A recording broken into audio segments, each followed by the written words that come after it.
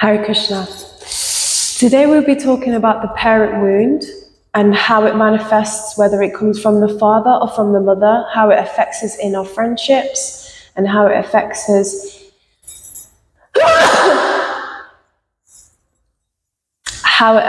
in our friendships and how it affects us in our relationships.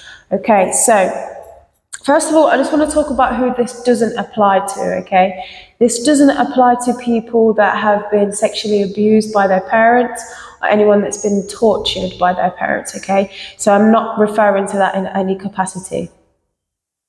So who does this apply to? So this applies to someone or yourself if you have a feeling like you deserve better as a child, you had an unfair childhood, your parents were too harsh or too strict towards you, too many rules. If you feel like your parents were selfish towards you, if they had some jealousy, if they were envious of you and your friends, or if you feel like your parents were jealous of the way that you looked growing up, okay? So if you're feeling like this towards your parents, or you're comparing your childhood to other people, then this is an indication of an unhealed parent wound. Now, whether that parent was actually in fact doing that, whether they were right, whether they were wrong, whether you're perceiving something was happening that wasn't really happening, it doesn't really matter. All that matters is that we process our experience in the most healthiest way possible. And we'll be speaking a little bit later why that's important. Okay, so we're going to move on to specifically the mother wound and how that wound manifests in our friendship and in our relationships. So there'll be a general distrust towards females and women if you have a deep mother wound. How this may manifest, it may manifest in the light of, I don't trust men, I don't trust women, therefore I'll only have female friends. It might manifest in a way that there is some underlying jealousy, envy, judgment towards females, whether that's judgment in the form of females must be this, they must look this way, they must talk and act this way. It might be the jealousy of a bullying type of jealousy, whether it's that sort of hovering over people, waiting for them to do something that you don't like or you think is wrong, and then be like, this person's horrible because they did this thing, when we're all actually flawed. It also can come in this weird frame of categorizing and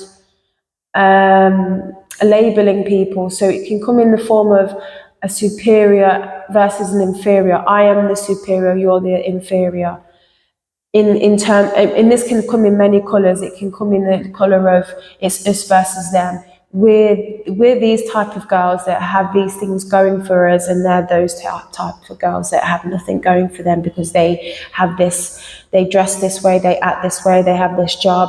It's sort of almost like the red pill versus the blue pill mentality and the rhetoric that comes from these two ideologies.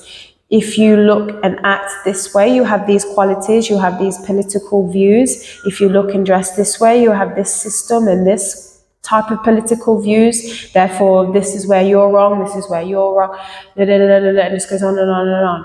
Okay, so there's this weird sort of superior, inferiority labeling, categorizing coming when it comes to a wounded female or having a wounded mother wound.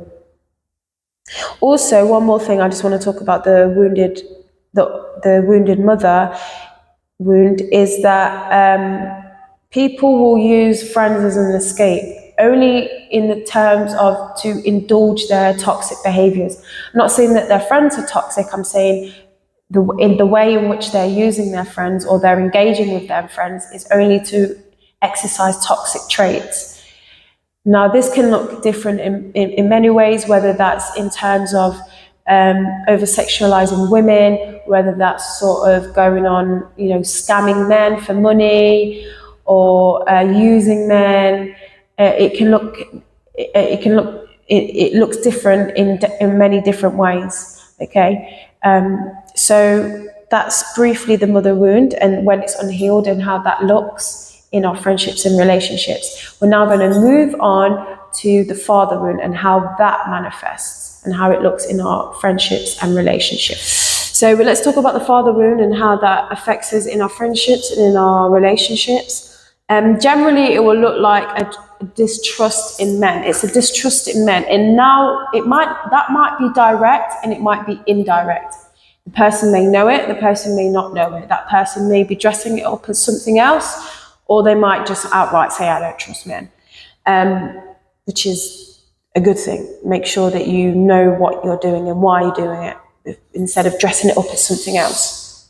Okay, so it's a general distrust in men, and that may manifest in many, many, many ways, but we're going to talk about it briefly. And generally, there's an attraction to toxic masculine traits. I'm not going to say toxic masculinity, toxic masculine traits. So whether that is men being attracted to other men that are womanizers, they want to be buddy with them, they want to learn from them, they treat them like a guru. There's this weird Andrew Bates cult that is going on about. There's a whole ideology. I'm surprised there's not a literal university course about it. In females, they'll also have low standards towards men. Now, what they'll do is they will perceive a toxic trait as strength when it's not strength. They will lower their standards in order to attract a man. I mean, why on earth would you lower your standards to attract a man? When I say lower my standards, I don't mean settling. I mean sort of, just letting them get away with whatever because I'm lonely. No, man, don't do that. Don't do that. So there's this attraction to toxic traits, lowering your standards. There's also this weird thing in rushing into relationships when there's a father wound. Now some of these traits are interchangeable with the mother wound, but this one I don't think is.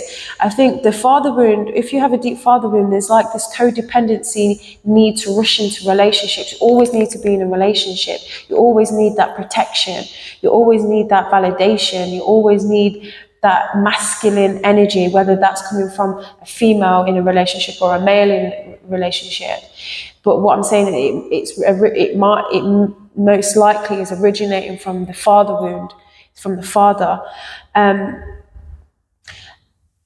So that's the father wound in general that I wanted to talk about. So now we're going to talk about why this is important, okay? So it's important that we grow and learn from these things, and we recognize these things, and we don't hide these things, and we don't paint them as something else. Because these things will define us as people. They will define our relationships, they'll define our friendships, they'll define how we react and respond to things, and ultimately they'll define the path that our life goes. It's important that we deal with these things, because whatever happened, whether it was right or wrong, whether it was justified or not justified, whether we perceived it as something or something else, however it made us feel, however it made us think, that energy doesn't go away. That energy doesn't go away. So we need to be able to deal with that energy, right or wrong, in the healthiest way possible. Because what else are you going to do with it? Because it is there. It's actually still there. The neurons are still connecting, going, ting, remember this, ting, remember this. Okay, so it's important that we deal with these things in the healthiest way possible. What else are we going to do with it? Like, what else is there to do with it? Seriously. Also, this is an opportunity for us to grow spiritually, okay? These are the opportunities. This is what it means this is one way it is to grow spiritually. There are different ways that we grow spiritually, but this is one of them. These are one of the obstacles that we face. Is this situation is making me feel a certain way. What is the best way possible for me to deal with it, with everything that I know about life right now? Now that seems quite long-winded, but your brain is super quick, and you already kind of know how you want to deal with it. But what's the best way to deal with it? If God was watching you now, how would He want you to deal with it? One reason why it's important to deal with these situations in the way that we deal with them is because the Dharma will protect us. The universal truth will always protect us. Our purpose in life will protect us. The purpose of life will protect us. The ultimate truth will always protect you. It is the most high. It is the origin of everything. And that is why we're here, to go through these obstacles. So it's important that we make sure that we're dealing with them in the healthiest way possible. We're learning from a higher truth. We're not just going from our instincts and how things make us feel like a toddler. Because even Jordan Peterson was saying this, a toddler has to eventually goes into a social environment to learn. It's not just about how things make him feel. There's a hierarchy. There's levels to this game. So this is one of the reasons it's important that we make sure that we're dealing with this. It's important that we're making sure that we're really putting in this work. And also, finally, I just want to end on generational trauma. It's important that we deal with these things so that we're not passing on trauma to our family and our friends and just the people in the street. Generational trauma looks differently, and I've heard lots of people sniggering at this and like, it's generational trauma, but it's a real thing. It might not manifest in all situations, but it is definitely a real thing. Maybe a family member came from an abusive childhood, so when they raise children, they overindulge, they spoil them, they let them get away with murder. Now this child is entitled, causing havoc, hasn't got any discipline. Okay, that then makes more trauma, goes on and on and on. Okay, it might not be the fact that my father abused me, I'm now going to abuse my child. It might not be direct like that. So it's really important that we deal with these things and we learn why it's important to deal with these things, how these things benefit us and how they can benefit society. We all grow together. Okay. Thank you very much. Hare Krishna. Thanks for watching.